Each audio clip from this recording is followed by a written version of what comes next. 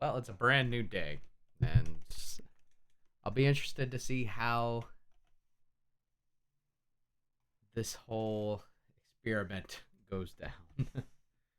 Referring to it as an experiment because the past few casting workshops have not gone over well. I'm starting to think that maybe we might need to off season during the CRL on season.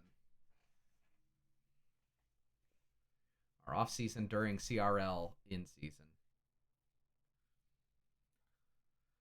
That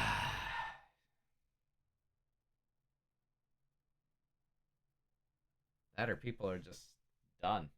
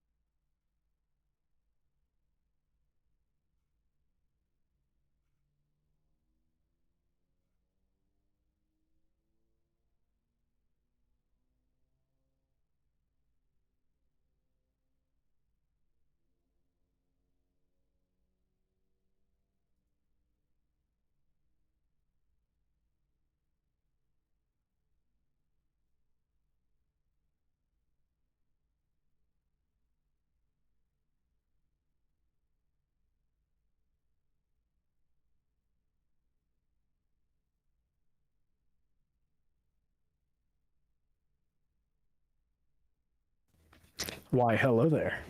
Well, howdy. How goes? Things go.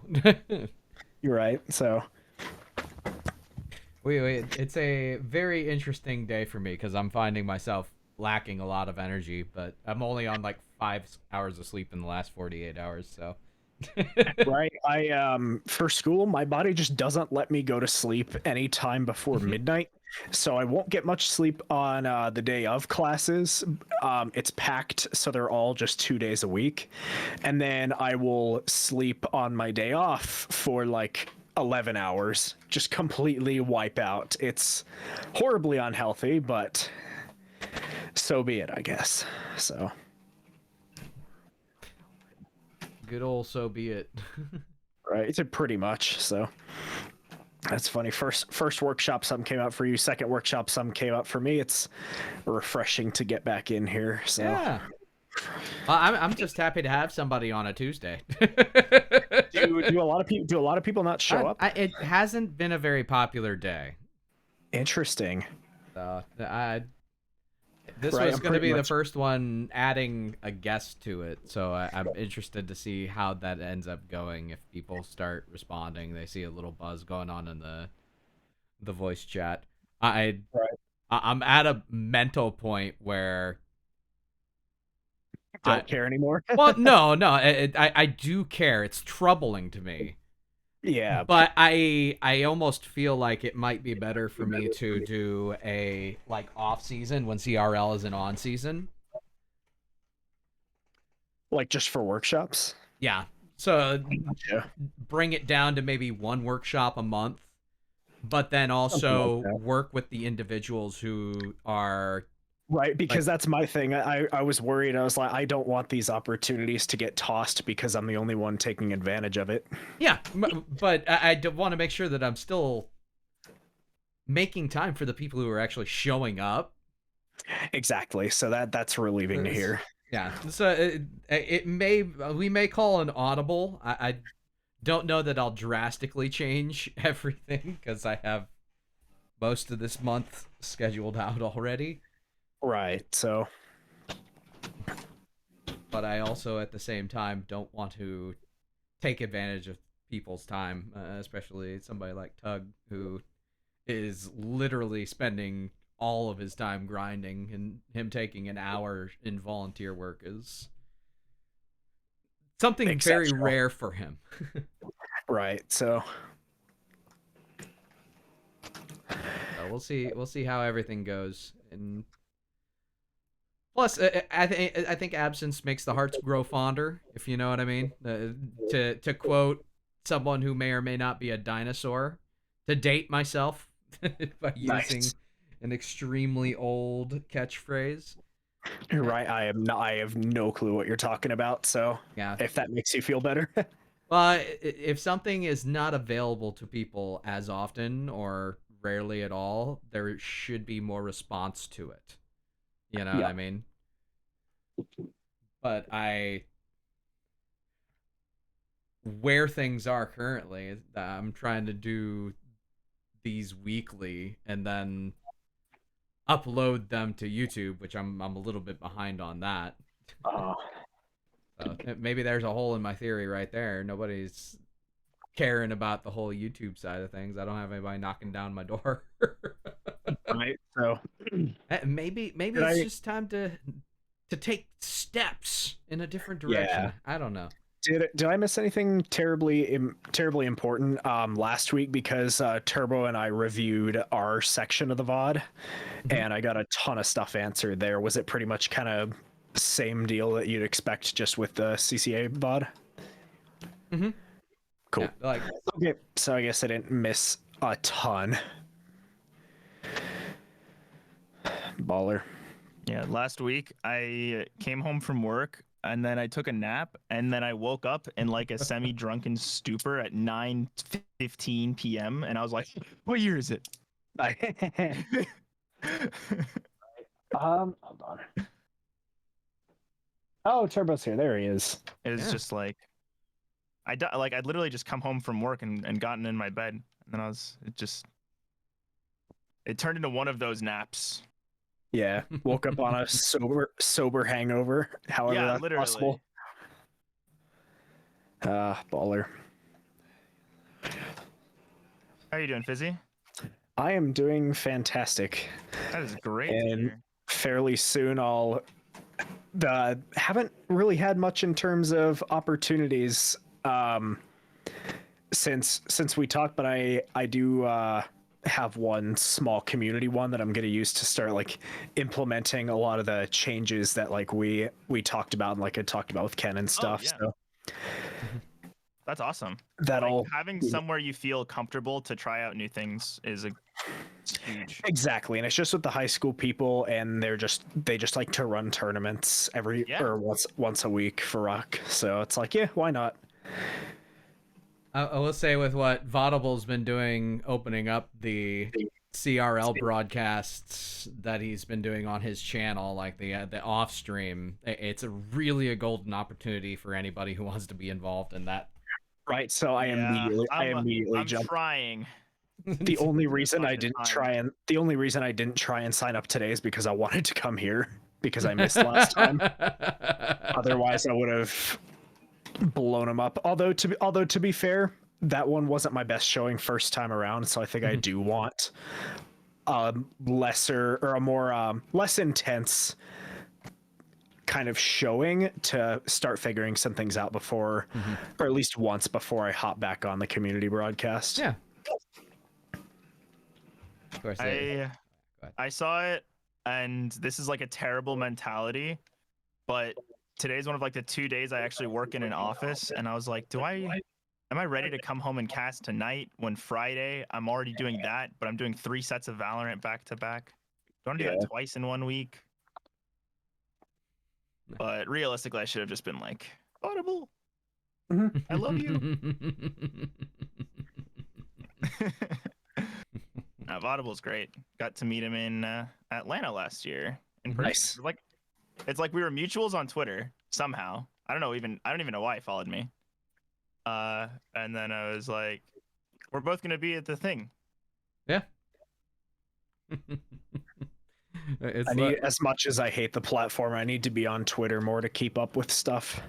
Yeah. I'm doing fine outside of it, but I probably should keep on it a bit. Just gonna become a content demon on another platform that you can't ignore my reach. Smile. Oh yeah. Nice. Smile. The sad thing about where Rocket League specifically is if you don't do content, they aren't even thinking of you. Yeah, so Exactly. that's why That's the I'm thing starting to do content. Right. The one time I put decent effort into a piece of content, it actually got at least some sort of reach, far more than it ever has with other stuff, which is it's nice. It gives me a little hope, but I just need to figure out what exactly I'd want to do without being the same, pretty much. Yeah. I just thought it was funny because I started doing like TikToks and YouTube shorts and whatever. And like the TikToks are not great. They don't do great. But it's like my YouTube shorts are performing a little better. And then I make one like not even like pretty low effort, just meme template cut. And it outperforms all of my other videos by 5 times. And I'm like, lovely. I love the hour and a half of captioning work I put into these other like almost minute-long videos, and then I used CapCut and an existing format imported from TikTok and 2 screenshots to make this video. Right. So it's like I do wonder, because the way that you succeed on YouTube is you have to be either really lucky or really, really smart about it. Like, especially one of the things I've noticed with why some fitness channels are so successful is because they exploit the American culture around fast food. So if they could just put like, say, a fast food restaurant, like, hey, easy, like do it yourself, high protein Wendy's Baconators, it's gonna explode, because fast food culture is so prevalent in the US. It's like you really gotta know what people are actually interested in and cater to the types of people watching. I mean, it boils down to like thumbnails and clickbait and clickbait titles that drive engagement, right? Like exactly, you have to be clickbaity. And so it's not like, I mean, I'm only doing shorts. I haven't made any full length YouTube videos yet. Right, I've only made one full length, and I just don't. I'm not particularly sure what I want to make another one about. It's strange. The most sad thing in the world is this still to this day is my most viewed TikTok clip, and it has nothing to do with me. It was just something that I had clipped from, but it was funny. Up on JPal is we get a little bit of a saucy let's see here. angle coming through here from Rapid and Hoxer. Memory again. Of course that's the most viewed video. What do you mean? What do you mean? Of course. This is the only one I've made, and it did pretty well. I put a lot of effort into it. Obviously, there's 6 months down the line, I've improved far more in both my views, baby, both my voice and some editing skills. So there's stuff, and also just I wasn't on a terrible microphone, so there's some improvements that could have been made, but overall, I'm fairly happy with how that turned out. And I would be happy with, dude. That's awesome. right. So, and I had it here. If you if you're gonna watch, I want you to watch just one section of that video, the one that I was most proud of because I fucking nailed the Oh, prediction. the BDS prediction. Yes, but it was in a specific way. Let me see if I can find the Let me find this. Oh, because it was down. Before we start today, I'd like to give a quick thanks to Come on, Urinating it should be like right over here. Tree for giving me the go-ahead to use this Okay, Haters so it Guide starts at format and 7. make what I It starts at envision a Rocket League 7:13 Haters Guide would or look like. 7:12. If you want to watch, it's like a 2-minute section. It's like a 2 or 3 minute section on BDS. All right. Because I noticed an interesting parallel. Actually, you know what? Ken, if you pay attention, if you you might actually like that section if you have a look at it, because it involves hockey. Oh yeah. There you go. Now you're speaking my love language. Absolutely, yes. It has it ties back into hockey. So, and that's when I realized, listening back to that and listening to my listening to a recording of this microphone, that was when I first realized just how nice this thing is. What do you have? And how much of it, and how much the upgrade was desperately needed. What'd you go from what to what? Some little here. I'll send you the link. I sent it to Ken. Well, I just like. Do you know the names of the microphones or? It was a Toner TC777. Oh, I used to have that sucker. Yeah, that thing was kind of garbage, but it did the That's job. what I started on, baby.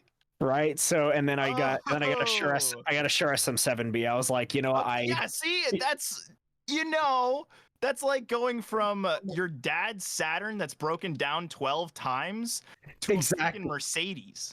Exactly. So it's so nice. I went from that to a HyperX Quadcast to a Rode Procaster. Mhm. So I think that the Rode is like pretty comparable to the Shure SM7. It's not quite as tight on certain areas, and it's a little more gritty, but it's okay. Right. So it was I was so happy with this thing. Yeah, that is the fact that you made the jump from like mic to mic though.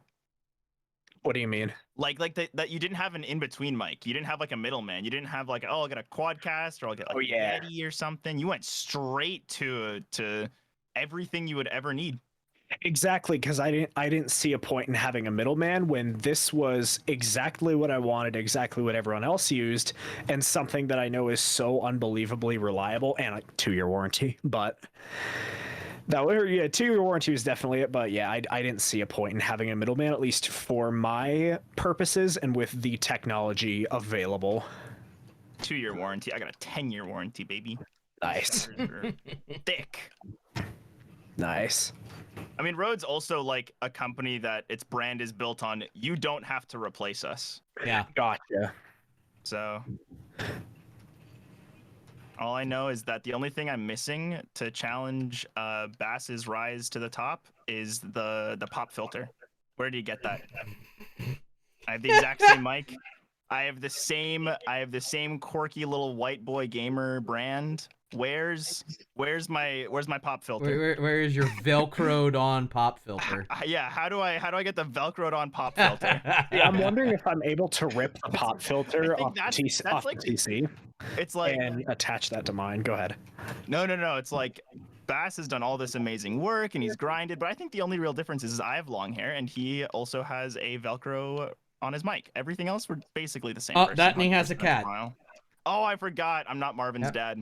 That's number 2. Exactly. I can't say that I'm in Marvin's room. Insert the bad Drake cutaway joke here. Yep.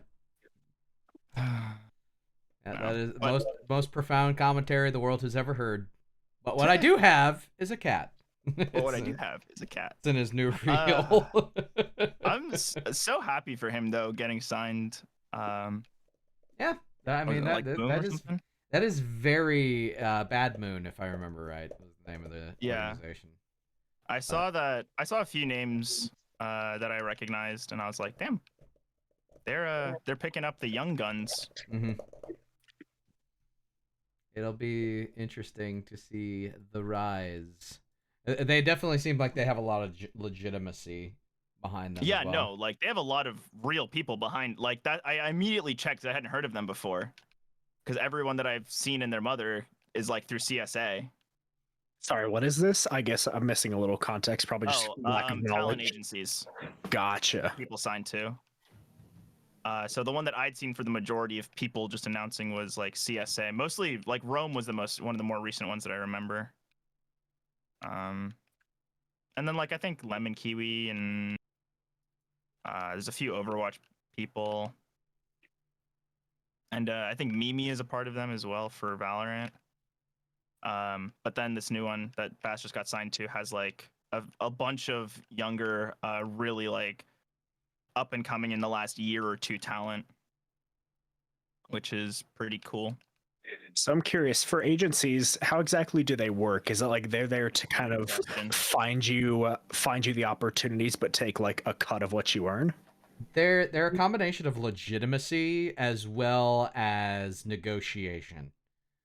So yeah. like they cover the logistical portion. If you have an agency that is doing the negotiation for you, it's basically a gigantic flex to where they say, yeah, this is what we this is our starting point. And like, don't clients go to agencies being like, give us people? Yeah. Once you have intertrust relationships between organizations and the agencies, it ends up being more of a, I'm trying to think of a kind way to put it, but a lot of things stay in-house. Yeah, so you get the cheat code to jobs. Yeah. Agencies are a cheat code to jobs, you say? Yes, but that comes with a lot of hard work, and of course, like, I know agency is not on my mind right now. I'm just kind of curious for, say, down the line. It's sort of like that's a point that you can really more comfortably be like, yeah, I can do this alone. Like that is my job. You know? Right, so you can sustain yourself. It's like more so in the sense of like you not just have security in the sense of like, oh, I'm getting enough gigs, I have savings and whatever, I have my contracts, but it's like that it would be, I think it's sort of like the difference of being like an accountant who like does people's stuff during taxes and being signed to like PricewaterhouseCoopers or something. I don't know if that's a fully appropriate metaphor, but that sounds right. Feels right. I feel like just about half the people who hear that metaphor are going to be like, what? Oh, sorry. But I do understand it. People, yeah. Or working for like a huge firm that people go to. Yeah. I guess that's a better way to say it. It's like being that a makes more freelancer sense. versus being backed by a firm. Yeah, okay. It's kind of your legitimacy stamp in a way.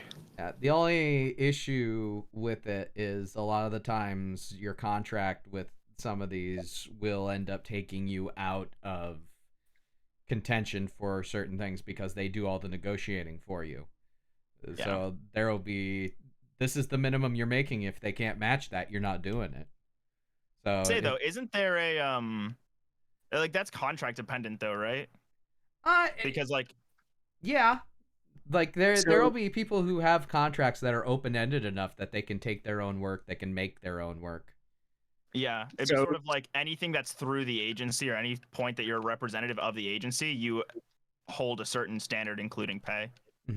But if you're not, okay, because that's what I was kind of wondering, if being with an agency, if it was just kind of a smaller thing, or if you're actually, the contract is designed to guarantee you some level of income. It just depends, I think, on the scale of it. Yeah. Okay. Interesting.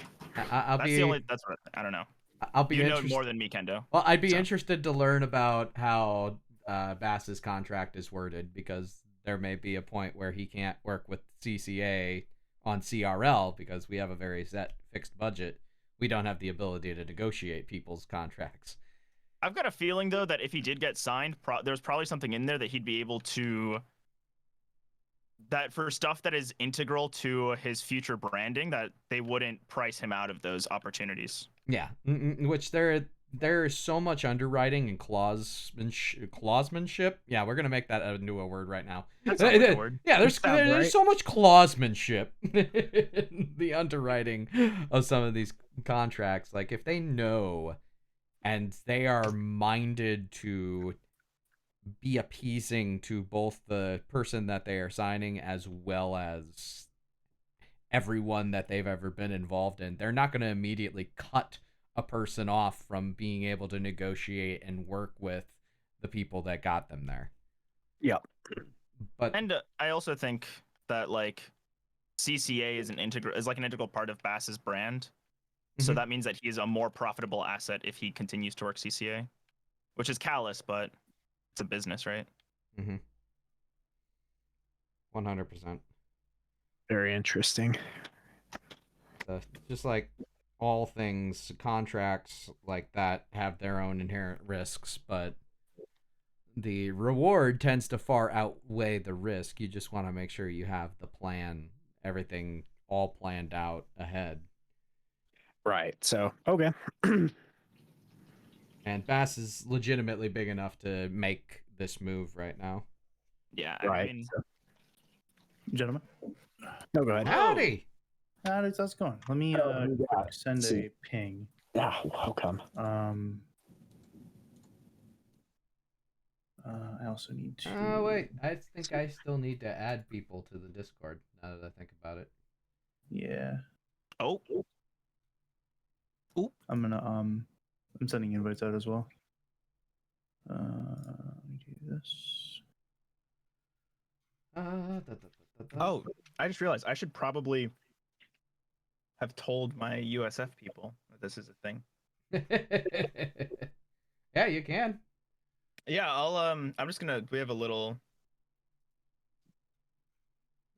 I would say if anyone's interested, let me know names. I'll throw them the role, and then they can jump in. I should be able to even drag somebody who's in general into this. But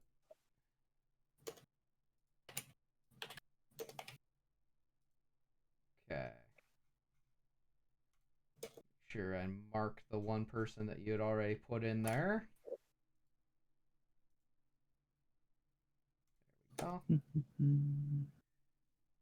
Got that one. Ethan MX2 is in. Yep.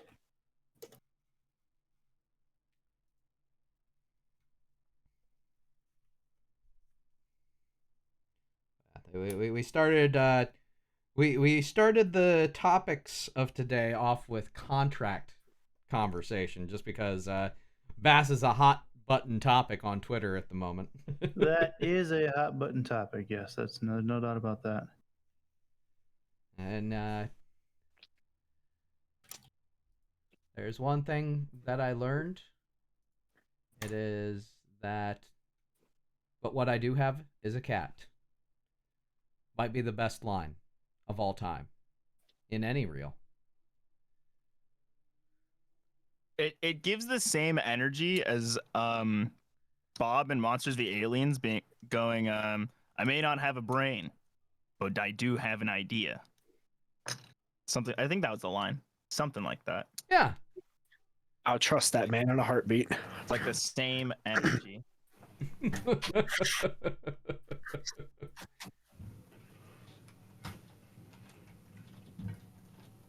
So let's see here.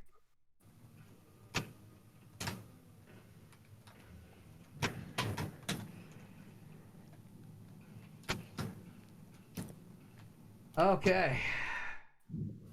I imagine, Curtis, as soon as you're ready to be tortured, we can strap you into the chair. I am just putting the ping up. You know, you weren't kidding about your twisted metaphors, Ken. I know, right? All right. I am. Oh yeah.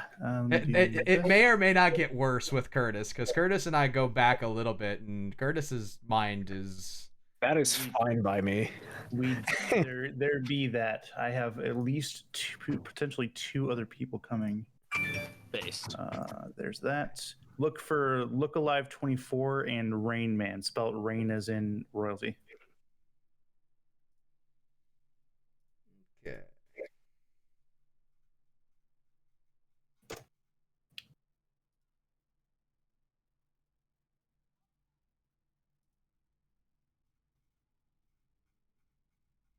Dun, dun, dun, dun, dun. Dun-dun-dun-dun-dun-dun-dun. Yes. I hear somebody pop in? Boom, boom, boom, boom, Not yet. Okay. boom. I was gonna say my singing's not that good. I have.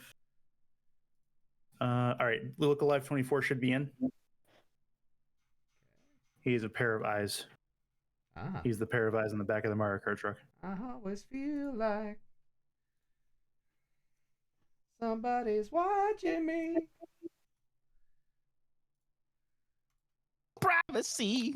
Oh.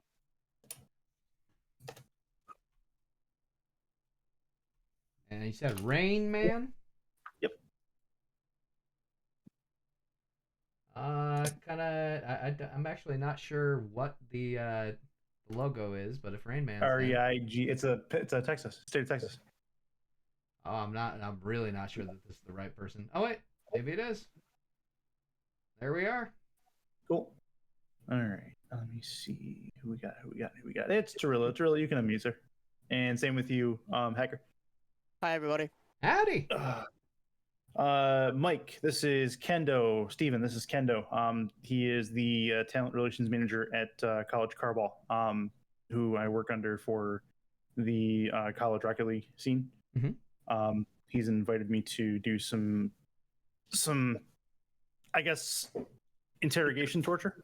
Interrogation torture is actually a proper way to put it. Yeah, Because we're going to relive the past, Curtis. Oh, I'm not sure how much fun that is, but we'll see. No.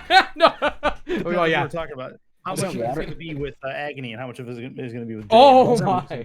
You know, wasn't waterboarding outlawed? You know. Yeah. Something See, like that's that, the but thing, I'm though. also The half blind, CCA so if I didn't see it happen. Isn't a government agency, so that means the Constitution does not apply. Smart man. Something like that. All right, sounds like some legalese if I ever heard it. We got a thinker. We got a thinker over here. I took 2 constitutional law classes in freaking undergrad. Nice. Gotta use it if I'm not going to law school yet. We have a 1x1 patch of land in Arizona. We are officially known as the Commonwealth of Liberty. Oh, Yeah. Nice. So we have our own domain. Okay. I don't think anybody else put anything up that says they wanted to. Let me just make sure. I'm gonna go through my DM list real quick. Make sure I've got everybody that wanted to be in here.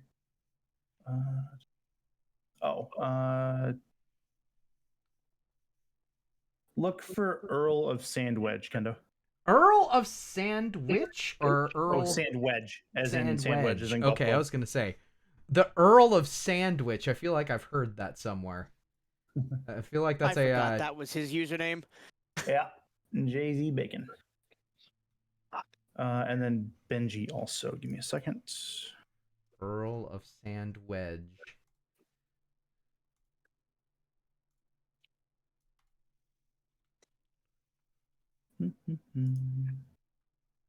hope his short game is good if he's an Earl. Right. I know, right? I don't have Earl of Sandwedge yet. He may not have joined, and if that's the case, so be it. But I'm adding one more that may be joining. If you want to, we are starting. There will be a. Okay, cool. All right, so to start off, for those that are here, so there's with Tarillo and Hacker coming from SFL. The reason I invited some of the SFL guys in the Simulation Football League, for those that don't know, is because play-by-play concepts are in a lot of cases universal to whatever it is you happen to be broadcasting. Tarillo would know that better than most because he does a lot of actual live in-person sports along with things involving the Sim Football League. So I'm sure he can give some reference points on that as well. So I don't have any response from this person. If they do join, it might be late. That's fine. I'll just kind of watch my DMs. We are good to start getting it whenever you're ready. Yeah. So go ahead and you can start out introducing yourself, give a little bit of your history in Rocket League, and well, I mean, you can give us a little bit of SFL as well. Yeah, absolutely. So my name's I go by Curtis. My name's Chris Curtis. I started out in esports in general back in 2016. There was a want for I was actually between jobs. I started in Rocket League under Shift Pro League, which was one of the weekly tournaments that were happening in the very grassroots Rocket League scene, as that scene had only been going for about, I'd say, max 6 months before I jumped into it. It ballooned from there. I became obsessed. I wanted to cast as much as possible, which is it's a real good way to get burnout. But Shift Pro League I ended up going to Mythical. I ended up going to Boost Legacy a little bit, to Nexus, those that want to go back in the Rocket League time machine.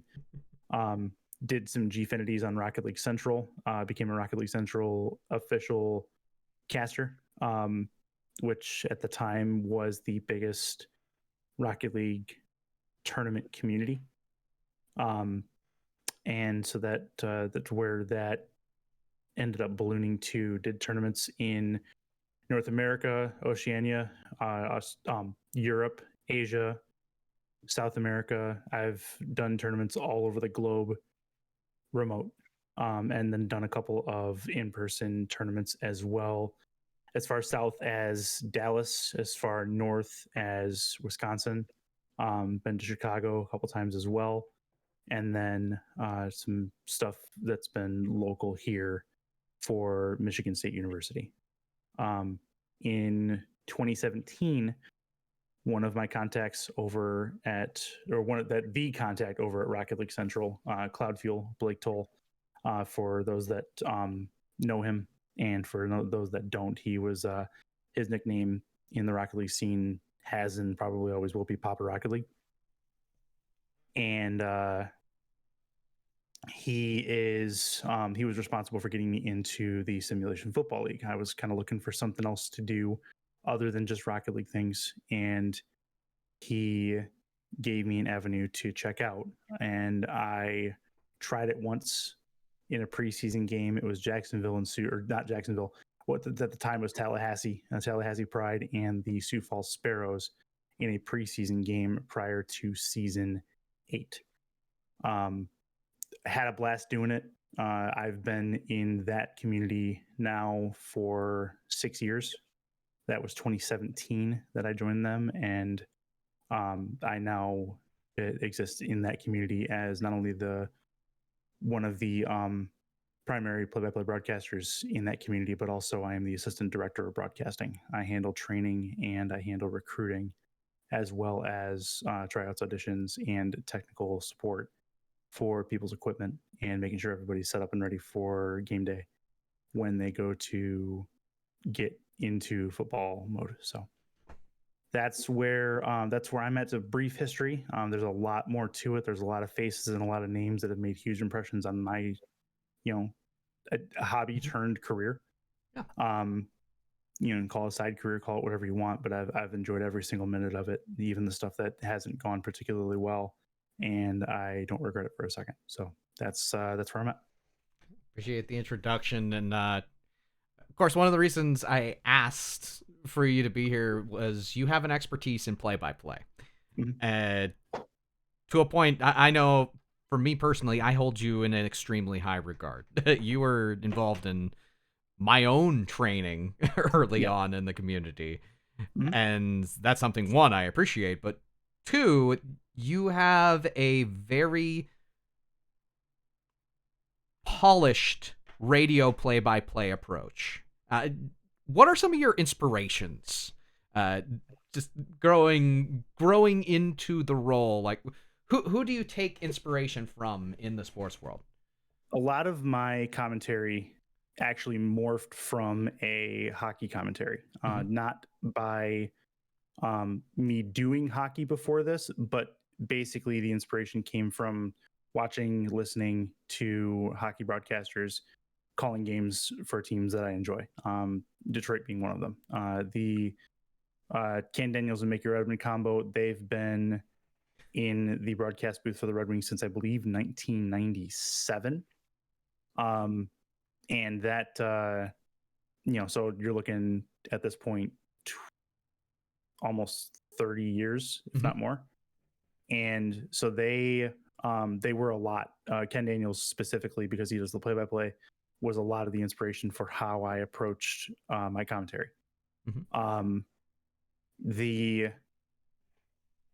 It was a fairly simple transition to go from Rocket League to go from hockey to something like Rocket League, because it keeps a lot of the same concepts. You have a ball and you have two nets and you have a team trying to score on the other. It has more similarities to soccer or football for those in that part of the world. But the thought process there is the same and a lot of the concepts match up. The turnaround from Rocket League to sim football was actually not difficult. Surprisingly, I thought it would have a little bit more issue with it. It took me a few weeks to really find my footing, but you talked to a lot of people there, and it was kind of an often I went as far as that goes. So that's where that went. And I do want to also ask, how would you describe your approach, the way you go about conducting play-by-play? Less is more. Hype control, but also hype, and it's a rhythm. And this is universal in my opinion, to any sport, anything you're commentating. You could be commentating something as exciting as Rocket League or Sim Football or Call of Duty, or you could be commentating something as mundane as chess or professional Monopoly or rock paper scissors. Okay. The thought process is, when you have a person with you in the booth, you have a 2-person team. As far as play-by-play goes, your job is to lead the broadcast, and that's what I really try to do. I try to lead where the narrative goes when I'm behind the microphone. And I'll get into more of the hype control stuff later, because there's a balance that you have to meet with all of that, and the key is polishing that balance, because once you find that balance, you find that your niche, your rhythm, then you can, in most cases, adjust to anybody you're working with at any particular time.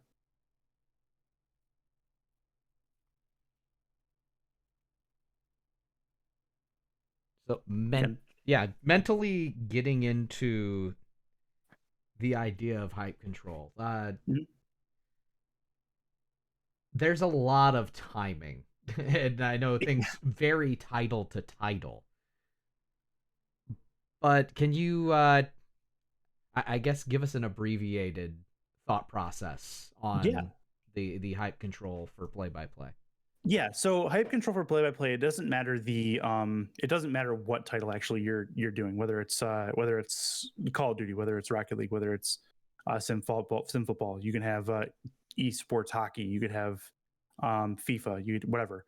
The point is realizing the situation and realizing what's at stake when plays happen is absolutely key. The reason being is because if you have the same intensity going into a call on a goal that makes it 2-0 with 36 minutes left, or in say Sim Football, say a team's up 3 touchdowns and they score a touchdown, you don't want to treat that with the same hype and the same emotion that you would treat a last second touchdown or a last second goal to win the game, because then that moment feels less important. it's a matter of scaling back when you need to and turning it up when you need to.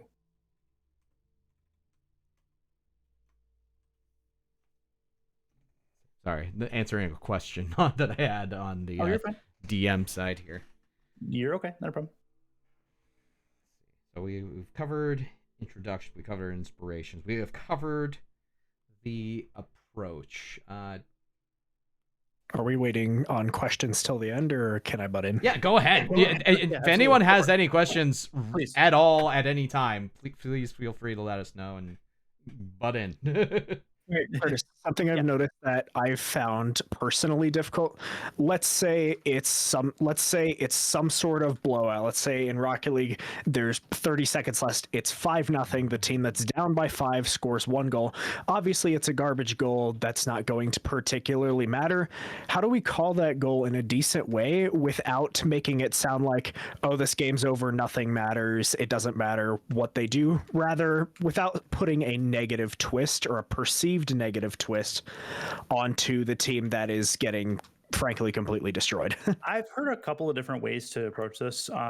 My personal favorite is to treat that goal with importance going into the next leg of whatever series you're in. And if it's the last leg of whatever series you're in, then you don't focus so much on the goal.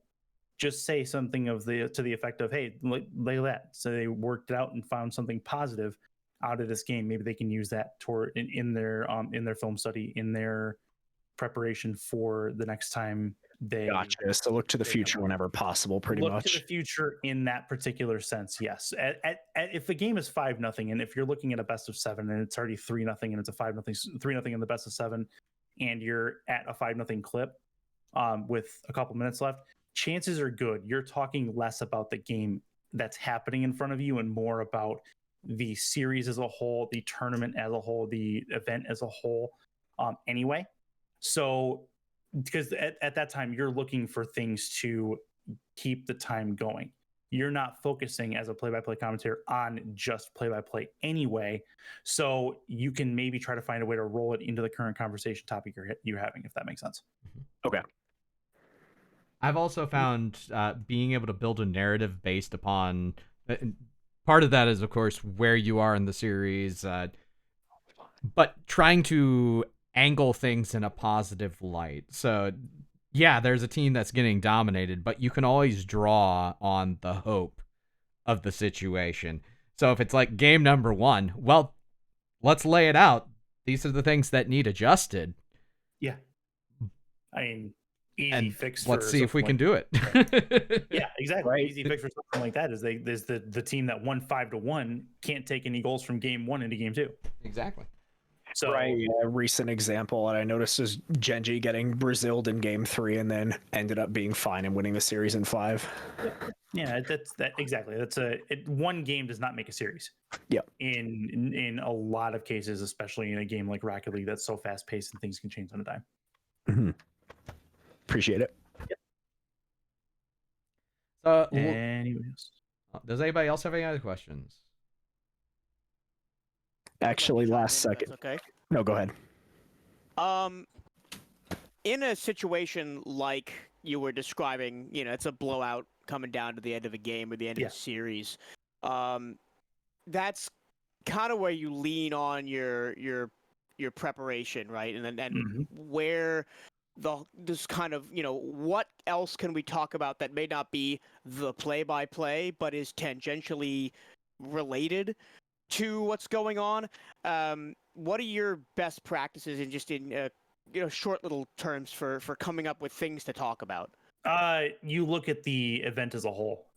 If it's a Rocket League tournament, you're looking at the other parts of the brackets. You're looking at, if it's a Swiss, you're looking at other notable results that have happened while your game is going on. You look at future matchups and notable matchups, not necessarily related to your end of the bracket, but maybe there's another matchup that you want to hone in on to try to pass some of the time. In sim football, I mean, Turillo, I mean, you've done it, and I know that I've done it as well.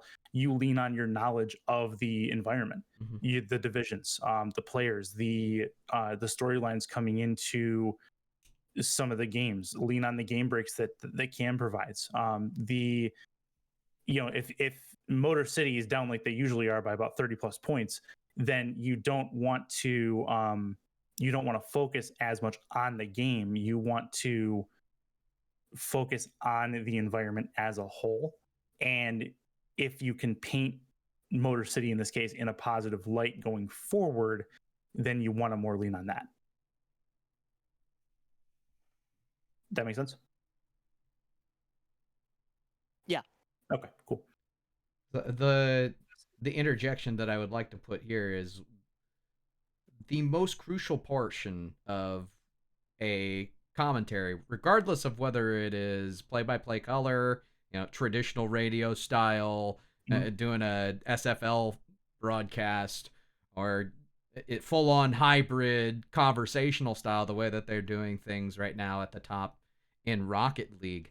You're still looking for those situational storylines and trying to further the discussion of what you're seeing on the pitch or on the field. Yeah.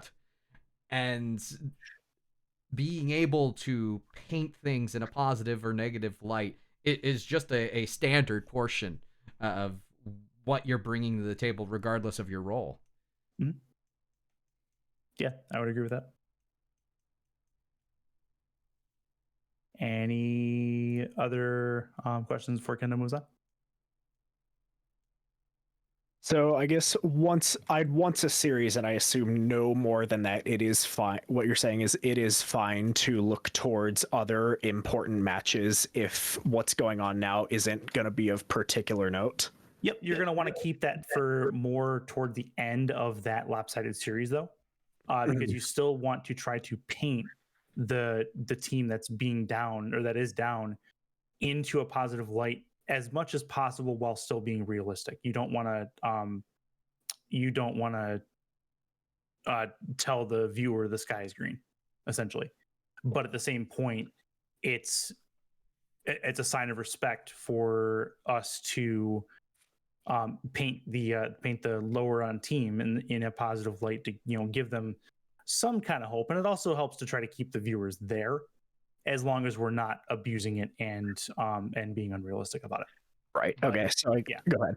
You're good. I was say, looking forward, you're looking around the bracket, looking around the event as things are winding up in a 4-0 series is not a sin. It's actually nice. It's actually a good thing to do, because as a caster for that particular event, you are also a promoter of that event behind a microphone or in front of a camera. And so your duty, your responsibility is not only to keep the viewer there for the series that you are currently casting or the leg of the tournament that you're currently casting, but it's your responsibility to try to have them be enticed even a little bit to stay for other legs of that event. Okay. Quick question to lead into a second one. How long is the average SFL game? Average SFL game runs probably about anywhere from 90 minutes to 2 hours. Okay. So I do some high school sports on the side. It's for Houston School District, but what's going on right now, I had this situation once in football, but with basketball season, it is especially prevalent. Clear lopsided games, but while Rocket League, you can kind of find things to talk about in a small time span. When it is an absolute blowout and you still have to sit behind the microphone for half an hour, 45 minutes, or sometimes longer in an absolute blowout where nothing is going right, and it feels like, what do you find to talk about exactly once? Because I feel like sometimes in those situations, I run out of ideas about 15 minutes in to I'm actually gonna lean on Mike Turillo with this. He has a lot more experience with live in-person school sports than I do, and I'm sure he's seen his fair share of those blowouts. Yeah, that makes sense, Mike? Yeah, so for people listening to this in the future who have no idea who I am, because I'm not connected to the Rocket League community at all. Hi, I'm Michael Turillo. I'm currently the lead play-by-play broadcaster for Bethune-Cookman University in Daytona Beach, Florida. Hey! Yeah, you might have heard of in the news recently. But yeah, so responding to your question about pure blowouts, I worked for a high school for a couple of years who their football team won 2 games in the 3 years that I was working for them, and most of those losses were blowouts. So if you're working for a school and you are catering your broadcast for one particular fan base, you want to figure out how to spin what's going on in a positive light. Find things that happen that are positive, that teams can take going forward. For instance, in a blowout football game, for example, if a player breaks off a really nice run, you want to highlight, what's good about it. What can be built off of, that? What concepts can they take from it? Or in the more abstract side, right? You want to be well read up on what's happening in other games in the division or the district or whatever, and talk about, what's going on in that game, or how the standings of the division, look to the playoff scenario. So it's about widening the scope. Mhm. It's about taking the narrative away from the movement of the ball to what's happening outside the game, that it could also be interesting to the people listening, because you want to maintain those people listening even though the game is a blowout. To Okay. add on to that, you lean on your preparation. Right. That's So where it basically comes from. yeah, because oftentimes, most of the stuff tends to be on max preps and other games that are going on at the time. I can also pop in silence on my second monitor to kind of have a look at what's going on there. Okay. No, I think I get what you're trying to say. I just need to probably just figure out how to implement it myself and figure some things out there, because either replace it, especially in basketball, where all that's pretty much happening is the ball's getting stolen and putting in their net. Nothing. I understand. Right. So. Yep. Okay. So I want to Good hinge. question. I want to hinge on the prep for a second, since we are Yeah. on the topic. How much prep is the right amount? Is there such a thing as too much? So as far as preparation goes, I think there is a such thing as too little. But it is at your comfort level. As long as you have the information in front of you that is going to be comfortable for you to use in the broadcast environment, then you could have one sheet, you could have 3 different spot sheets, you could have an entire notebook of prep. It's whatever you are comfortable with as far as the minimum amount, or as far as the maximum amount, I should say. There is such thing as too little. If you go in not knowing rosters, not knowing teams, if you go in not knowing standings and divisions and some key stats, then you're asking for trouble, because the viewer is, in most cases, going to be able to realize when you have not prepared. And certainly the management team at wherever you are, wherever you're broadcasting in, is going to be able to be aware. I can't, as the assistant broadcast director, that is something that I absolutely preach in the SFL when I'm bringing people in. And typically the person that works with me, Mike Daggs, and I, and the commissioner, Cameron Irvine, can tell when there has not been nearly enough prep done. Effort is easy to see in a longer broadcast than it is a shorter one. But at the same time, even with a fast-paced game like Rocket League, having that prep work done is a whole lot better than not having that prep work done, because you never know when you're going to have to stall. You never know when you have to lean on that to be able to get through a particularly difficult, say, technical glitch that comes up. So it's a matter of comfortability. It's a matter of reference. Are you going to use every note that you put down? No, probably not. But it's better to have and not need, is the thought process. Show respect for the gig that you have. Show respect for the organization that you're broadcasting for, and do the prep work. And don't make yourself sound like an idiot. I definitely feel like that's where prep is. It's one of the things that I prided myself on coming up, because it was, you could never have enough notes, because when everything goes wrong, you can start talking about, you can only start talking about how much the next play hinges on one pick say for Right. instance, is basketball. You can do that a couple times. You can go into your own personal tropes, but having the extra preparation where you can go down your notes and, hey, this is something that's worth talking about. Here's a standing stat where we can get going forward. Nobody's going to know you didn't use all your notes, but the moment that you start waffling because you don't have a thought Enough. that's already there, that's not confident, that's not prepared, people are going to hear that and they're going to know. They're going to understand that. Mhm. And if the people don't, and you have a Rocket League chat, which, for those who don't understand, I'm kind of insulting Twitch chatters here. As you should. Right. The people who are in charge of the broadcast are going to know. Mhm. That you can guarantee that. Okay. I think this has revealed another, or not revealed, but more so strengthened my knowledge on one of the main issues I have. I tend to talk pretty fast. Pace is something that I definitely know I struggle with. What's the best way to pace yourself so I'm not running out of ideas through like my notes, roster, standings, and whatnot 15 minutes into where I need a 45-minute section of something? Yep. I like it. And the way I'm going to be answering that one is related to mainly Rocket League, but it does have some merit in SFL as well. And really anything anywhere else. But And I should probably preface this. In the high school sports, I do solo cast, and I do a lot of solo cast work in Rocket League. So what I would recommend putting into into your habit bank is less is more. There are, especially in Rocket League, but also like solo casting regular sports. That's something we used to do in the SFL before we had color broadcasters with us.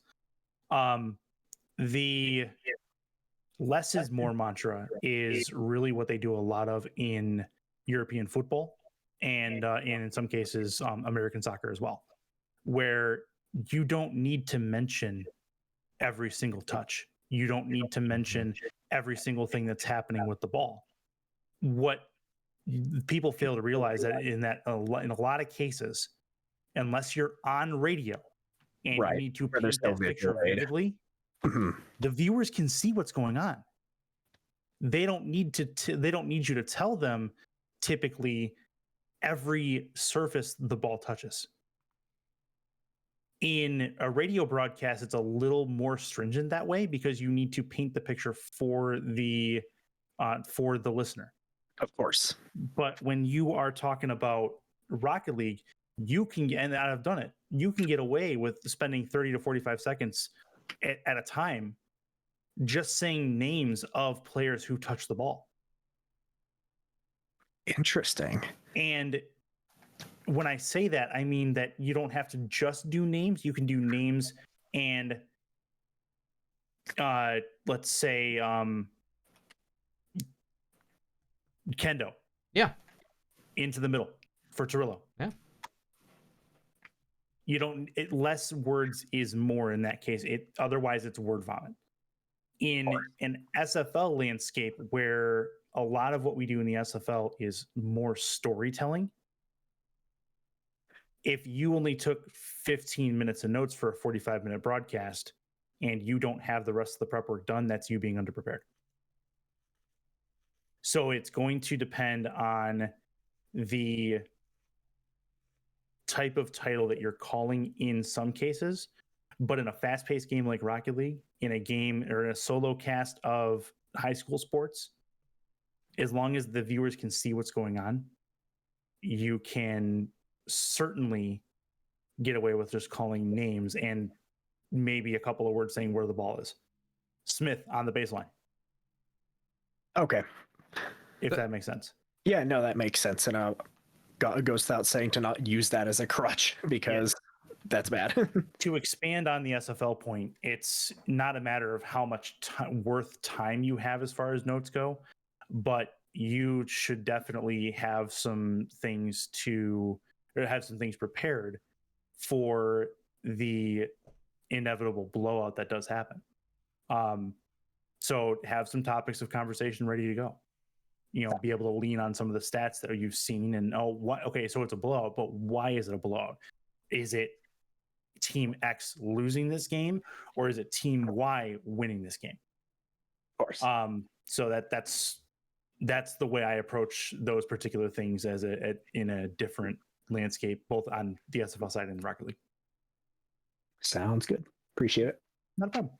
I was wondering if I could just sort of build off from my own experience in that same light on the pacing. Mm-hmm. Sure. Because my background, Rocket League was the third title that I really got into. It was League of Legends and Valorant before that. And when I first made that transition to play-by-play, I was trying to rapid fire every single fight that happened in League of Legends, which is not at all a recipe for success. In that same vein, that if you're just like word vomiting, it gets really, really tough to handle. And how I feel like the way that at least I sort of got through it was thinking of on that sense of managing hype, that both that volume, language choice, speed, and direction are all like tools that you can use to bring hype up or down in a way, and that the word vomit and the pacing isn't just a negative when it comes to the immediate game response, but also, of course, the longer term decreasing the value of your rapid fire later on. So it's just like seeing it reflected across different esports and all that. Right. I like it. I like that a lot. We actually have a lot of the ingredients of the thing that I really, really wanted to cover with this play-by-play workshop, and that is more often than not, especially in Rocket League, but this goes for a lot of titles, and I hate it for the term word vomit, but a lot of the times newer play-by-play commentators are going to go to exactly that. They do try to comment every touch. Squishy ball into the corner. It's going to take a quick turn, go down the wall, and just missing. By the way, I'm 5 seconds behind on the potential goal call. The shot's already gone by. Ball's already cleared down to the midfield. you know, you get so far behind because you're trying to commentate every single touch. They call that the auctioneer style. You throw that out. You take a deep breath, and I highly recommend you take a breath. But then Curtis gave us a perfect example of simple name, simple action. You could wind it up with a simple name again and get a nice poppy scores at the end of it. All of a sudden, you've said 6 words where you were saying 23 and a half in a 5-second period. And you're on time. You're on time. You're saving your voice. 4 times less words, 4 times more success. You're not going. You're not going through.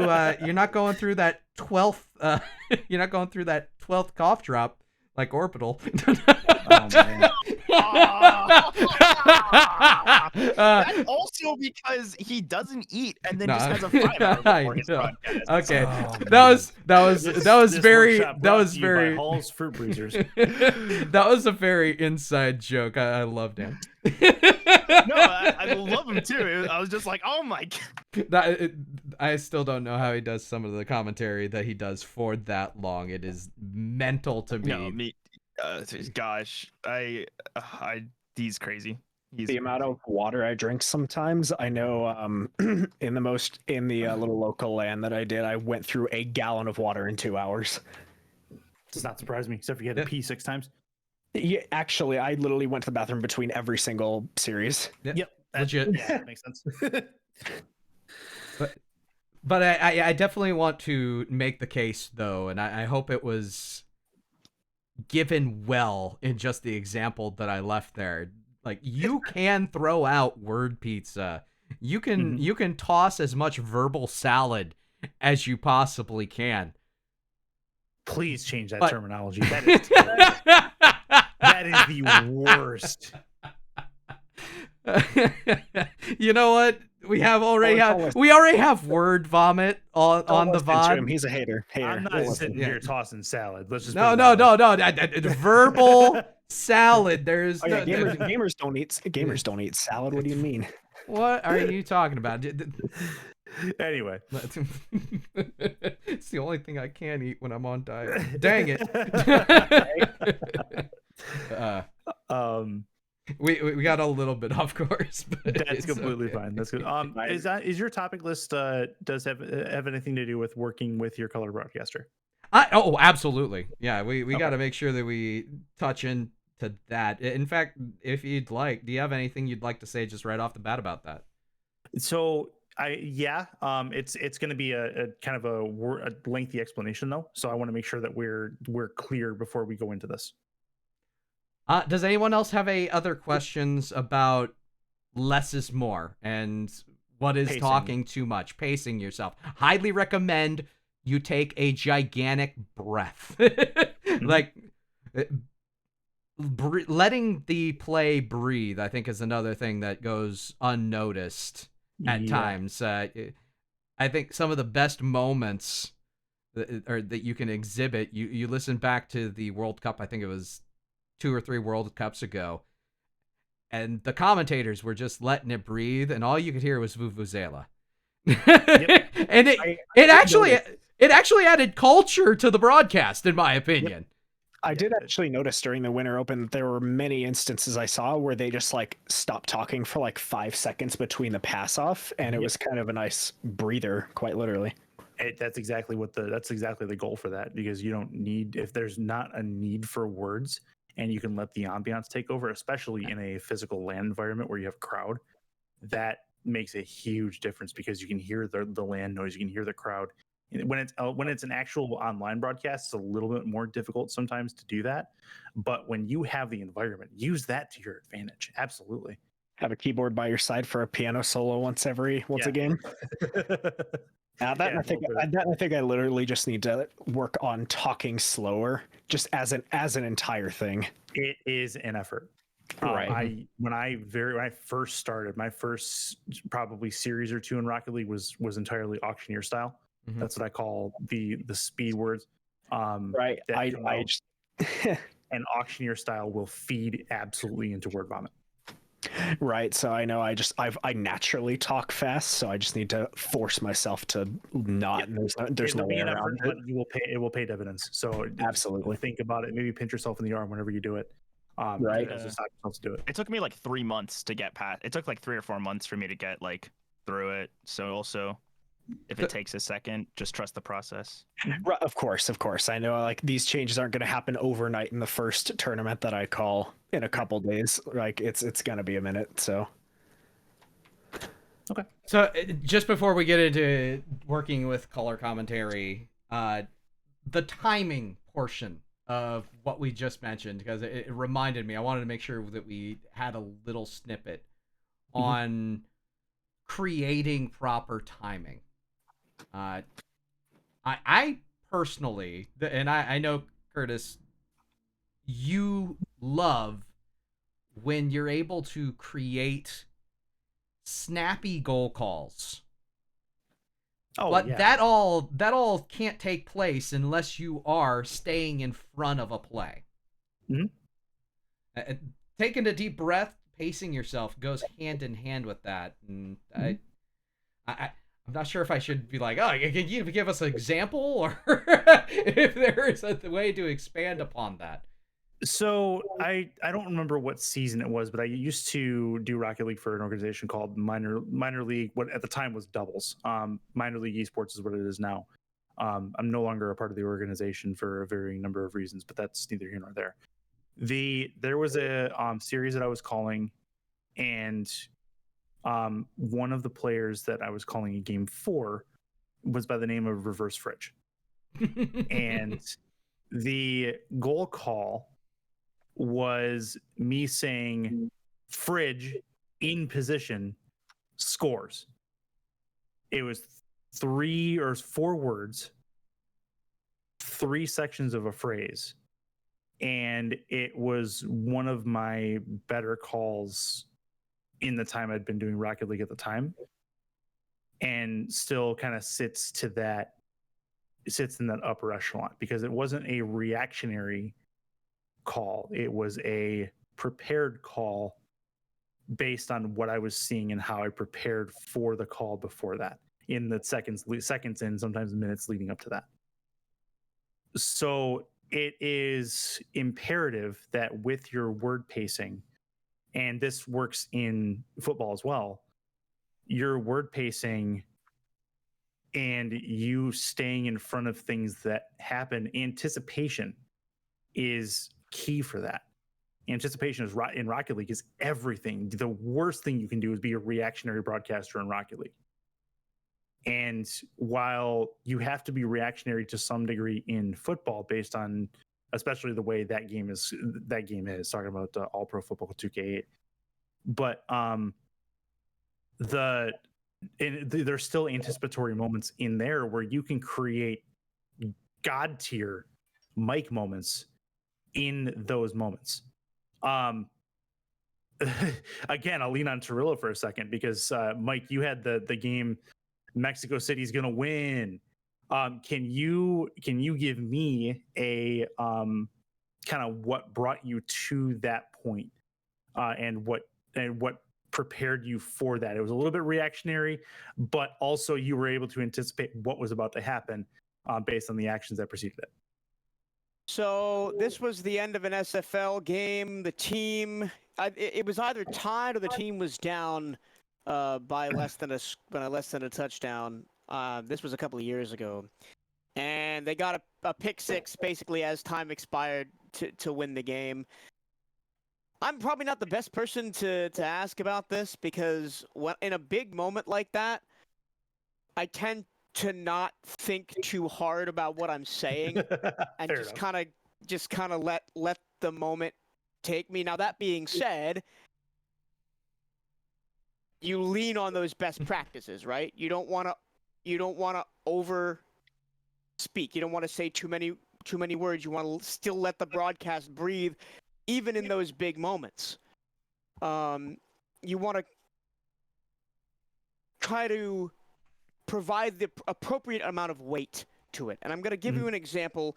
2 weeks ago, I called a game-winning bank shot for the team I covered, Bethune-Cookman University. And they were down, they got the ball back, and he banked it into the buzzer. And I went back and listened to it, and I think I didn't do a good job, because after I called, banked it in at the buzzer, Wildcats win, I should have just shut up, because the crowd was going nuts.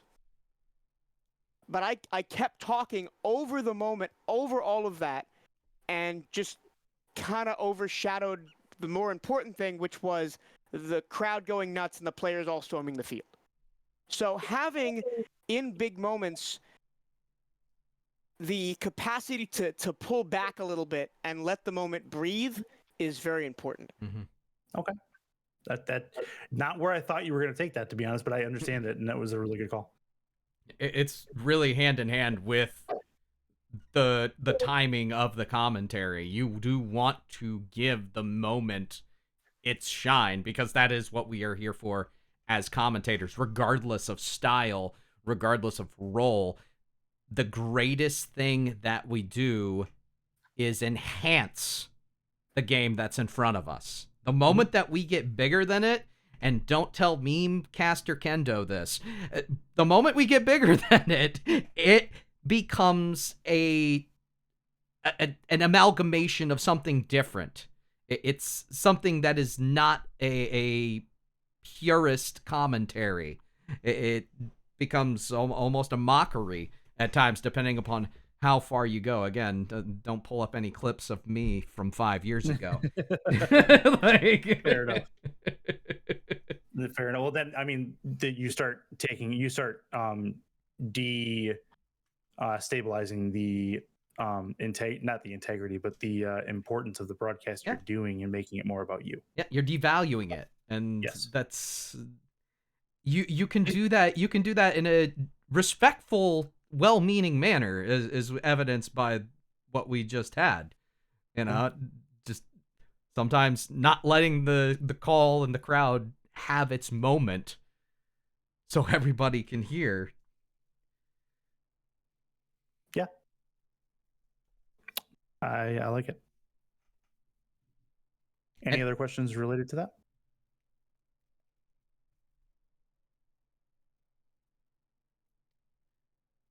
Okay, let's work on co-commentator relations. How many times have you ever wanted to punch a color commentator in the face? Yeah. Yeah, probably one out of every. Everyone's lying if they haven't. Yeah. I try to be nice. I like to keep it positive mentally. I don't get angry sometimes. That was the Turbo, come on. The rare what? I don't. On average, I'm just like, oh my gosh, who am I casting? Like, no. I remember that one time in Nebraska.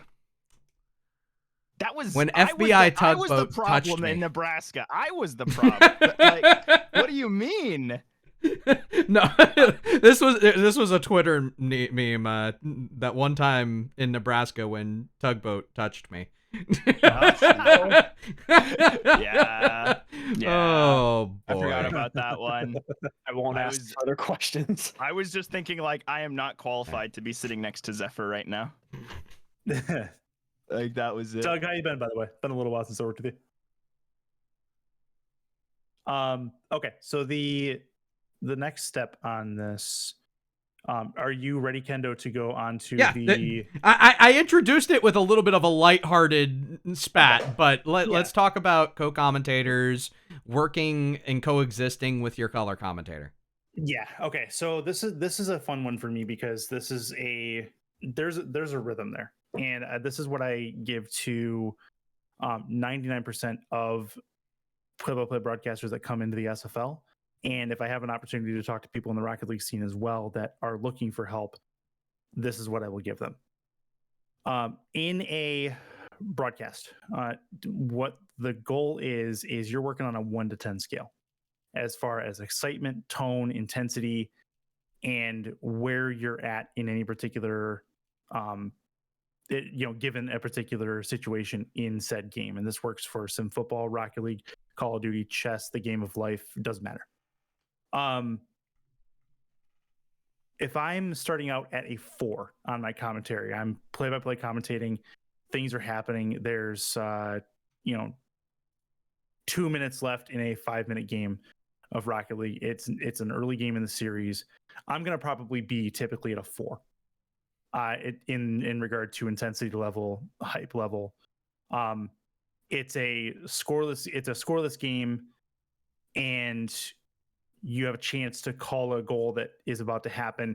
You're getting up. It goes from a 4 to, let's say, in this sense, a 7.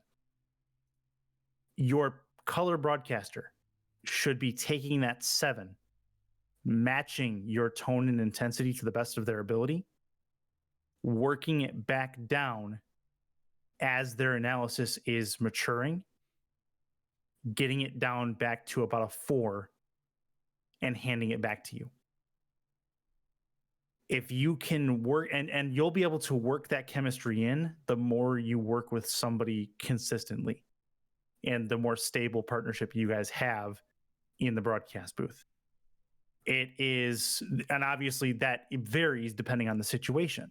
If it's 2 minutes left in a game 7 and and it's a, it's a 1-goal game, then if you're looking at the team trying to get the tying goal, maybe you're at a 6 or a 7 and they score that goal with 36 seconds left and you get up to a 9. Again, same thing. Your color broadcaster should be grabbing it at that 9 or equivalent to the best of their ability. They mature the analysis, and then they hand it back to you at what you started at, the 6 or the 7, because now you have 36 seconds left of tied up Rocket League in game 7, where you do it all again. That is the cleanest cut way to, if you're a play-by-play broadcaster and a color broadcaster, even if you've never worked with somebody before, if both members of the commentary booth understand that concept and use it during the broadcast, you will have a broadcast that is probably 2 to 3 times as clean as some people who have been working together for years that don't practice that. And I would love, this is one of my favorite things in commentary, being able to employ this even with people that I haven't worked with before. So I would love to take questions on it if there are any.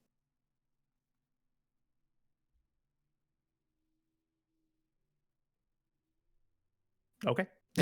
Well, if there aren't any, one thing I will interject is stylization is universal in this. If nothing else, when you're doing a hybrid broadcast where either commentator can take either role, even in a conversational style, yeah, you have to, as the secondary commentator, be able to match up against that person's volume, their tone, their hype, and be able to flow it back down. Or maybe you're the one who took one that was on the downslope and you wanted to flow it back up. The cohesion that commentators have, regardless of their role, is one of the most important things in a given commentary. Because I think a perfect example would be you get somebody who is going absolutely bonkers, losing their mind every 5 seconds. You know what? I'll go out of my way this time. One of my criticisms of backs, if I'm not sure if anyone's heard backs casts, is my guy is 100% a 9 to 20 on a 10 scale. And yes, he does have 20. Turn it up to 11 and rip the knob off. Yeah, almost 100% of the time. Very rarely goes below that. And then if you get somebody who their natural tone, their natural range doesn't go that high, it makes the broadcast count sound segmented. Yep. So being able to, and Bax, I love you, fam. Like, if Bax gets Bax to Bax, I'm not out here like throwing you under the bus. The fact is, some of the best calls I've ever heard in my life have come out of Bax's mouth because he literally is trying to cast every single moment like it is Game 7, 0 seconds left, gone into overtime, and each and every goal is he's commentating it like the last thing he's ever going to get to commentate. And the grind, the passion that he has for it, it is so exemplary. So I want to compliment with the criticism. But when you have such a dynamic shift in tone, oh mercy. And then where this plays in a play-by-play versus color commentary role, as play-by-play, more often than not, you're the one guiding the tone, and the color commentator is trying to bring it back down. Here's the thing, though. If the color commentator doesn't bring it back down, you're going to have to bring it back down yourself, and you're going to have to be aware of that. You're going to have to adjust to what your teammate's giving you. Yeah. I like it. You mentioned something that I want to really briefly touch on before we move on, and that's the hybrid cast. Yeah. That rhythm that I spoke to, you mentioned the cohesion, but really to be able to jump into a hybrid cast like that, unless it's the only thing you've been doing is hybrid casting, to be able to adjust your roles on the fly is something that takes a little bit of practice at times. It doesn't mean be discouraged by it. Hybrid cast is the way a lot of esports are going if they're not already there. And it's either adapt or get a move on in a lot of cases. So don't be scared of the hybrid cast. Don't be scared to use that same rhythm and that same 1 to 10 meter that I gave you a little while ago in those casts, because it will absolutely help keep an evenly killed broadcast and make it more enjoyable for everybody, not just the viewer.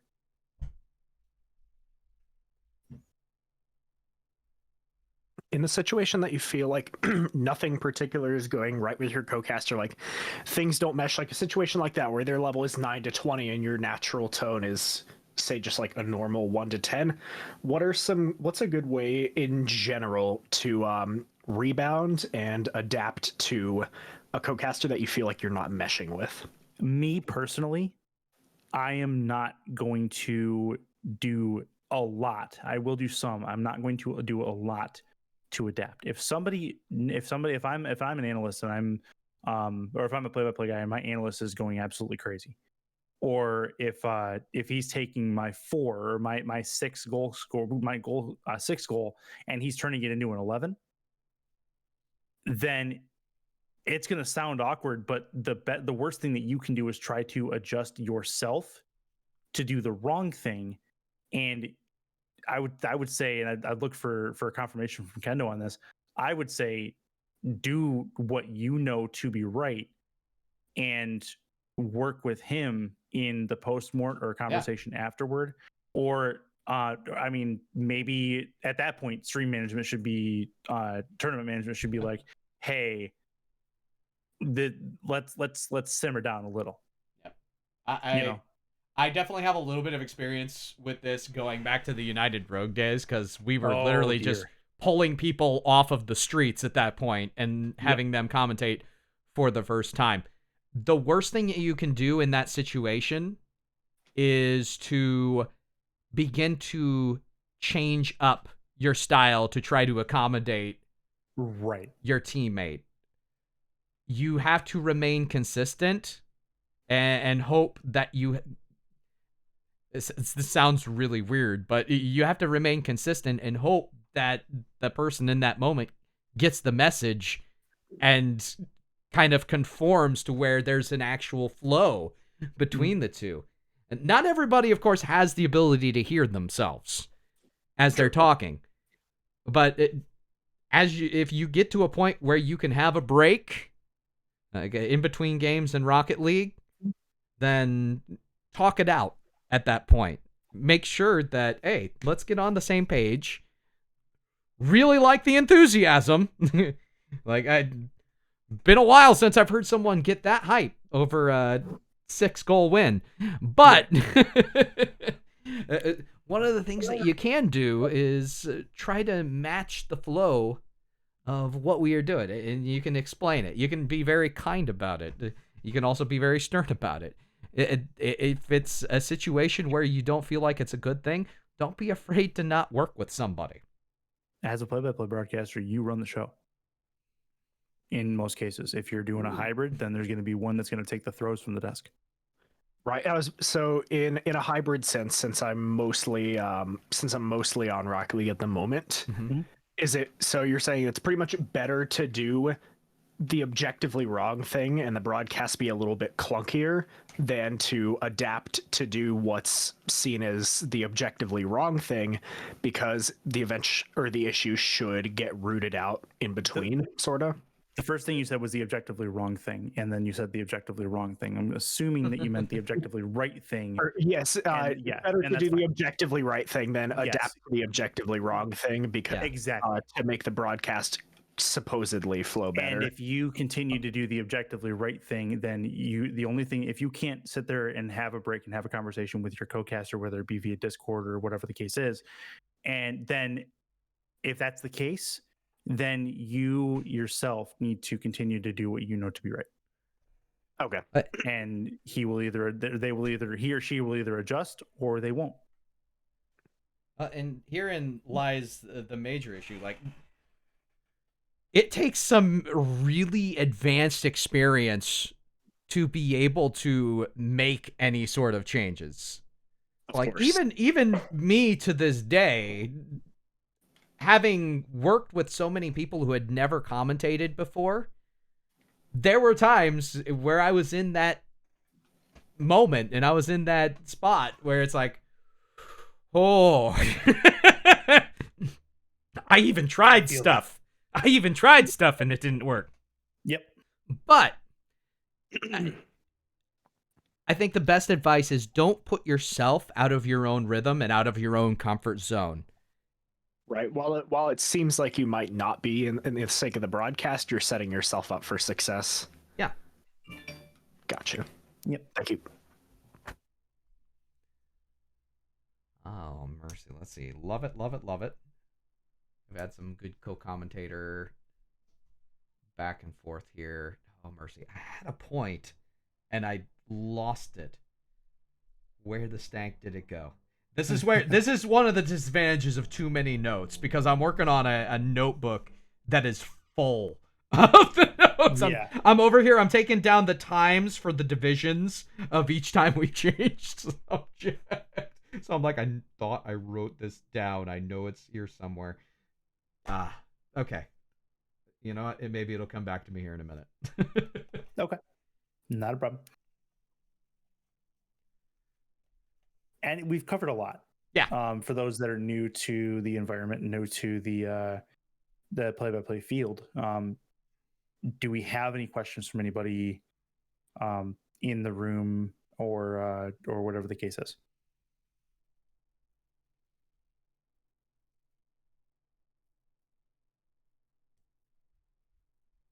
Okay. I think it's a pretty resounding silence. Yeah. I'm actually I'm in my happy place now. Nobody has any questions.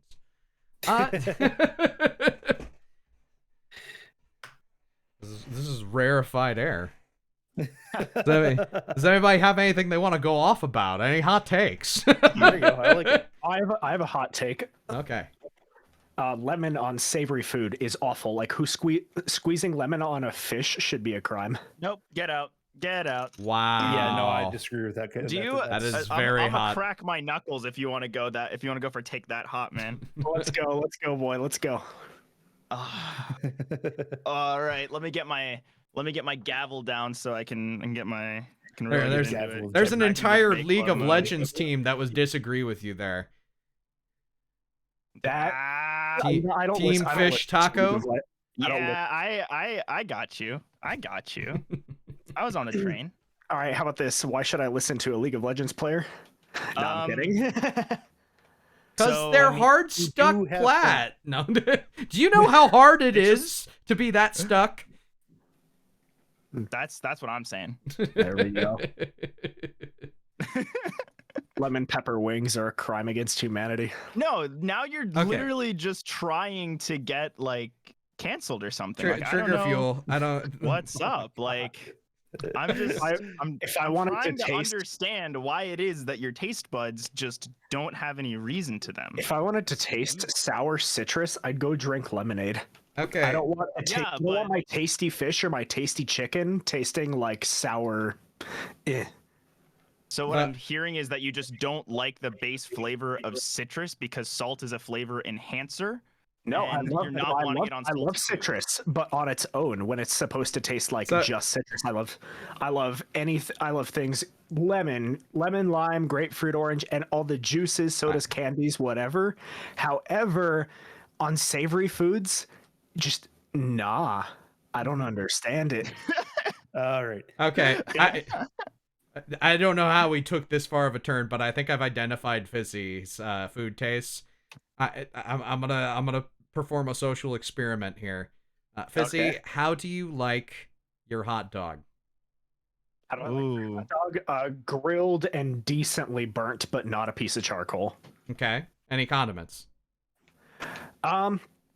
Ketchup, a little bit of mustard, or actually, if I'm able to make most of the Chicago dog stuff, then I will put raw onion, raw tomato, pickle spear, a little bit of And he mustard. but doesn't not too like much. lemon on his fish? Yeah, Okay. My man's is putting is what?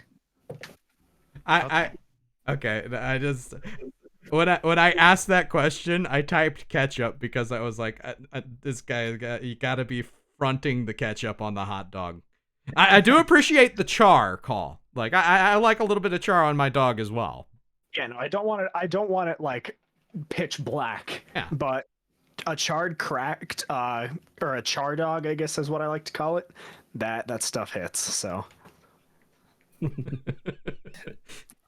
Were you able to find your point, Kendo? No, not off the top of my head. Okay. I have lost it. I don't know that I can find it.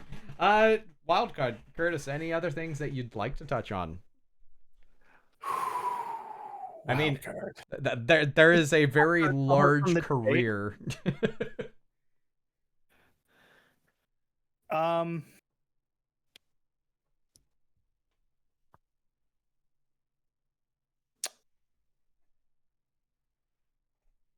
Realize your worth, I think is one of the things. Realize your worth in the landscape that you're in, and get compensated appropriately for it.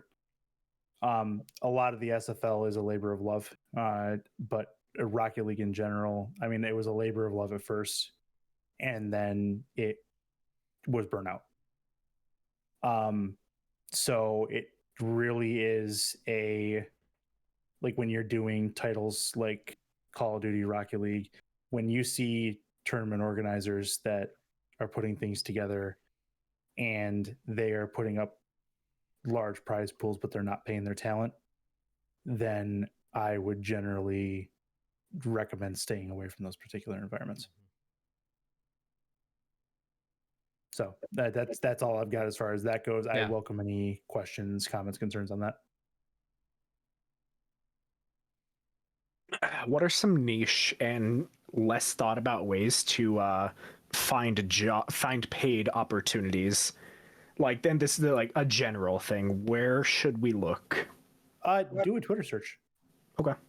Do a Twitter search. That's one thing. Reddit searches as well, but Reddit is a little less popular now, depending on the title that you're looking at. A lot of esports organizations will put their tournaments out onto social media to try to attract entries into said tournament. But also, you should use that as an opportunity to reach out and see if there are talent already picked for that, and if there is an opportunity, if it's something you are comfortable doing at what they are offering for compensation. If it's nothing, are you comfortable with it? If it's not nothing, then are you comfortable with it? And realize that your first foray into a new title is not going to always be with compensation. You have to build a reputation. And I have a little bit of an example with that. I was lucky enough to get into FIFA at the end of the month for the first time, and it is going to be a paid gig, and I was floored by that because I didn't expect my first FIFA gig to be a paid gig. So that's kind of wild to me. But that's something that does not happen very often, and I didn't expect that going in. So I would recommend the same for those that are in that range, looking to expand their library. So to expand upon what you just said, if you type in the game that you're looking for into the Twitter search bar and then type the word winner, one, you're going to find that there's giveaways that you might be able to win a Godspeed jersey. I just looked that one up. But good social media for these orgs are going to be talking about, oh, we have this winners final, or this team was the winner of our $2,000 tournament.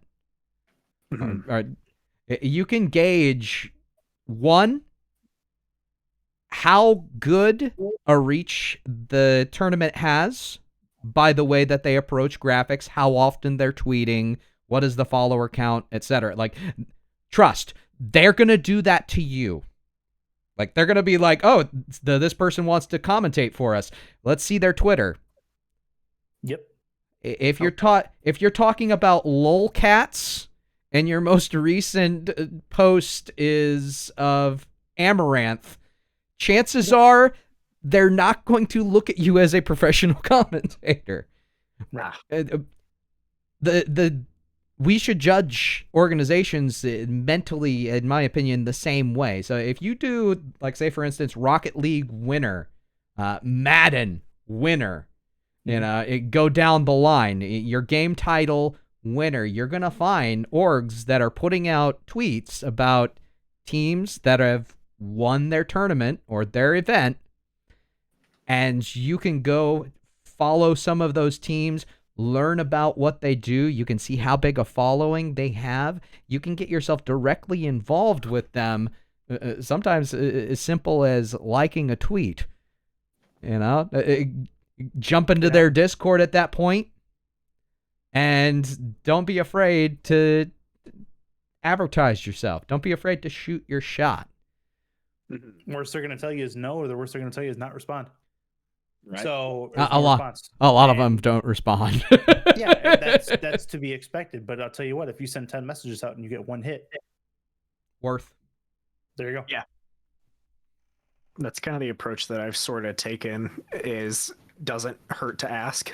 Can confirm that that particular I would not be anywhere near where I am right now if I was still scared to ask people about or for opportunities. Before I or back in high school, I learned something very important. That particular avenue does not work on members of the opposite sex. Oh well, yeah. Yeah. I wish I hope. I'm not sure how to word what I want to say. Just remember, everything that you say is recorded right now. Right. I really wish that I had the Wheel of Fortune, or not Wheel of Fortune, the Price is Right foghorn at the end. Right. I mean, and even then, I'm okay with my citrus on savory food take being wide open on the internet. And that's a mistake. That's just that might lose you some gigs. Yeah, I'm sorry about that one, buddy. I had argued with a few people in VOD's Discord server or the green room about my limit. I can understand marinades, but fresh citrus on stuff is I can't very, very understand it either way. I don't know, because I feel like it provides such a necessary freshness to so many seafood dishes, even if it's like fresh seafood where you want the flavor. It's a nice addition, you know? I've had one too many artificial flavored lemon marinades. See, like, that's different though. Like, if you're buying a lemon marinade, you're getting artificial. Like, yeah, but like if you're getting fresh lemon and lemon juice or lime juice, ketchup especially. Mm-hmm. Yes, ketchup. Hey, Pod. I gotta go. I just wanted to say that real quick. Jesus. Whoa. Love it. Love it. That's a bit too much. No. Anyway, have a good workshop.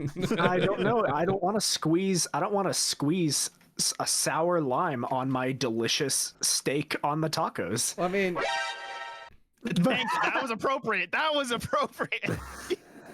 I want to taste my delicious steak, not sour citrus. Yeah. Okay, lime on steak tacos. I can understand that a little bit different. Even then, but just fish tacos, I need the lime. I have to have the lime. So like anything that touches, like I don't want fresh citrus on it. I'm like, get out. Done. Okay. Before we get too far off the rails. Yeah, no, I'm done. You're good. I'm done. Did you have anything else that you wanted to cover, Kendall?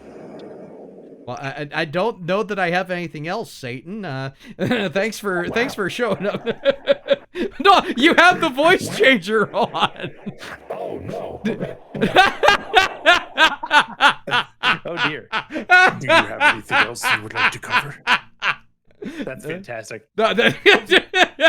I'm sorry if that took you off guard or offended you by any stretch, but I don't. But I don't have anything else. Yeah, you have the voice changer on. I'm like, wow.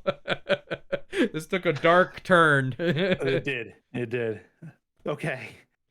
Okay. Any other questions for anything play-by-play related? Terrell, I saw you unmuted. So something that you kind of glossed over when going over the color commentator section is about how to prep with a color commentator, right? Ooh. You want to be unified in your game plan, right? Mm-hmm. So you want to know what are the big topics that we're going to want to hit.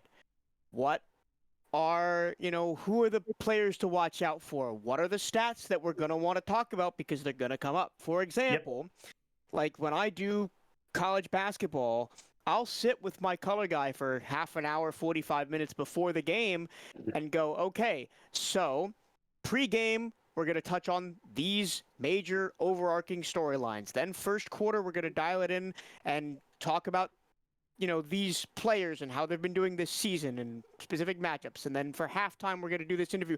And we kind of script out this whole thing about the broadcast, covering the times when the ball is not in play. So it's a run of show. When you don't have anything pressing to talk about, like during a technical pause or during a timeout, you can immediately go to your script and go, what's next? Let's keep it going. Yep. I like it. That's something that is more into the story narratives as far as sports and esports goes. It is something that can work in Rocket League as well, but Rocket League, there's typically little downtime other than between games, and typically you're talking about the game that happened and then going into the new one. But on traditional sports like college basketball, like football in general, not to mention just sim football, that is something that is important to be able to work with your partner and figure out what you guys want to hit. I like that a lot, Trilla.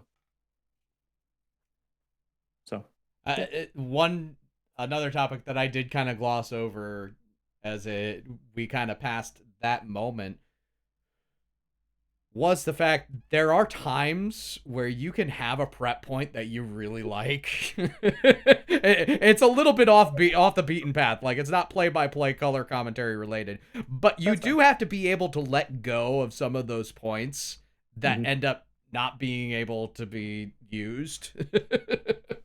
I hate it when I do like a whole deep dive on a player bio and then that player's injured or not playing. And I'm no. Gets injured on the first play. Just ruins everything.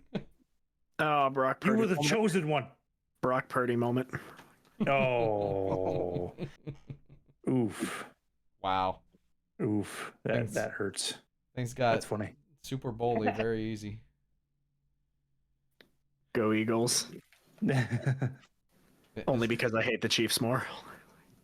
I could, if both teams could win or lose, I don't care. It doesn't affect me one way or the other. Oh, also Curtis, go Avs.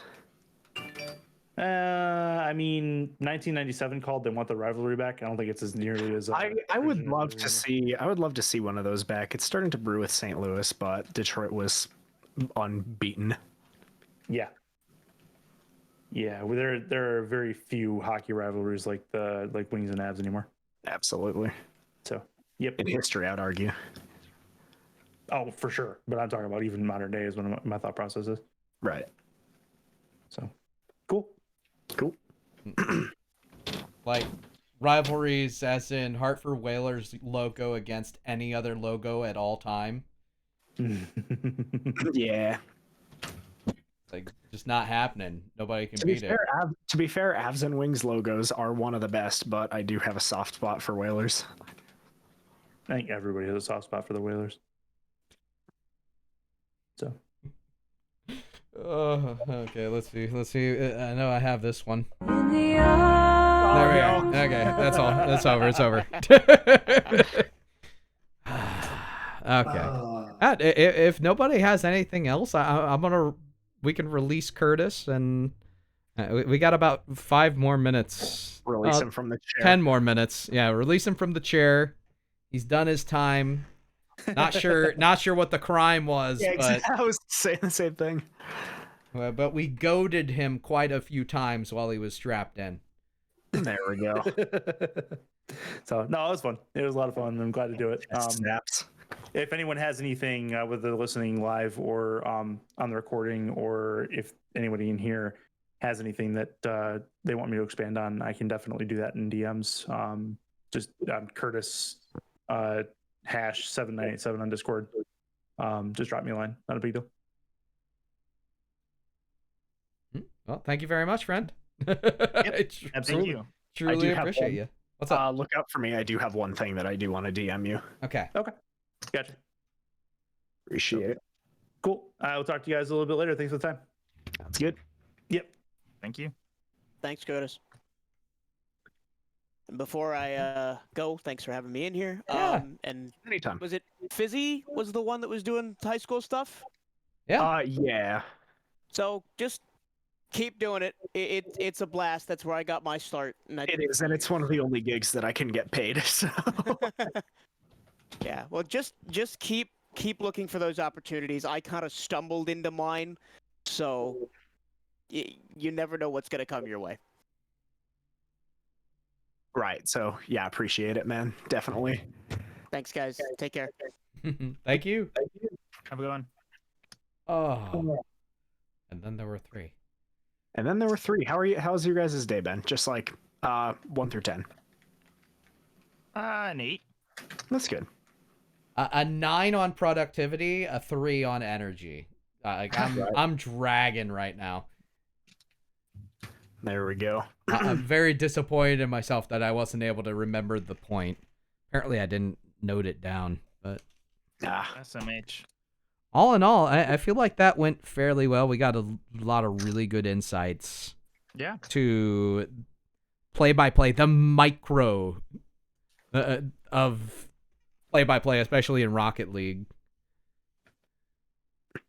And I think the biggest thing was situational recognition.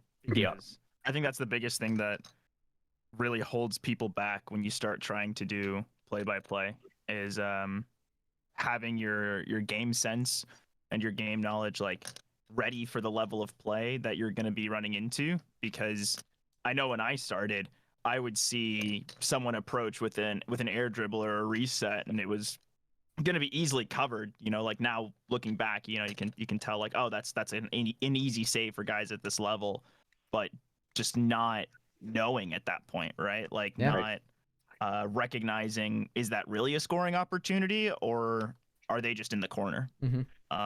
Right. I do have one quick question. So one of the JV guys, while I'm doing high school Rocket League for my school, his IGN is Toe Sniffer, and I've called for a guy whose in-game name, real name is Colin, and his in-game name was Colonoscopy. How do I get people to take me seriously when people have names like that? I normally just reduce it. So like if it's colonoscopy, just do like Colin. If it's visible, like just cut out a section that sounds like a real name. Right. So yeah. like Colin. It's a little tough. Toe. Yeah. Okay. Reduce. Yeah. Reduce would be the best. Gotcha. That also being said, if it is a broadcast that you are personal with the relationship that you have, that don't be afraid to call them by some of the names there. Yeah. But just introduce it. Because like I know I did a Valorant tournament where my co-caster, he was like, you know, president of the Valorant club, and he known one of the players who was on stage for years at that point, right?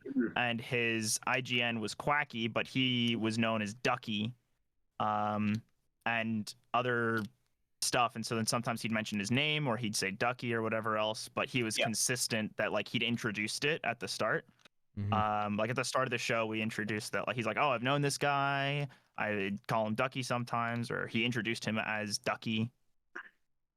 So that way there's that sort of statement of this is going to be used and your viewer is like on the same page. Gotcha. At least that's just how I think of it whenever it comes to stuff like that, where you might be messing up a name or you have a personal connection and you might have like an actual name or something that you can use instead. Right. Okay. I think the best part of today, though, it was getting out that less is more aspect. Less is more so huge. I needed to hear that. And in Curtis's case, for me, as I was grinding, I started out, I was very verbose. I'm still to this day the type to talk too much. But Curtis just made it so simplistic. And I think the example we gave was perfect. I went out of my way to give a decent 20 to 30 word spewing. And then with 5 to 6 words, you can do the exact same thing. Yeah. Now, do I always recommend you only using 5 to 6 words? No. And I don't think Curtis would have that mentality either. But being able to slow down the broadcast to a point where you are managing, you're riding the wave of what is happening. You're staying on top of the wave. You're staying ahead of the play, so you can have those punchy goal calls, Right, and be able to that's something I need to implement, and I think that I've struggled to implement that. I want to do that, like just yelling score or something like that when something cool happens, but because of word salad, makes it a little more difficult for the punchiness when you're a few seconds behind the play. I mean, another good example with the high school sports, you get ahead of a quick around the horn, and you see the 3-pointer coming.